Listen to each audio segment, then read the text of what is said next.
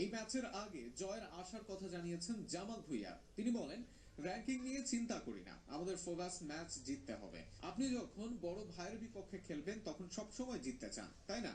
আমরা কিন্তু তাই করতে চাই। ভারত ম্যাচ দিয়ে অভিষেকের অপেক্ষায় ইংলিশ প্রিমিয়ার লিগে খেলা ফুটবলার হামজা চৌধুরী।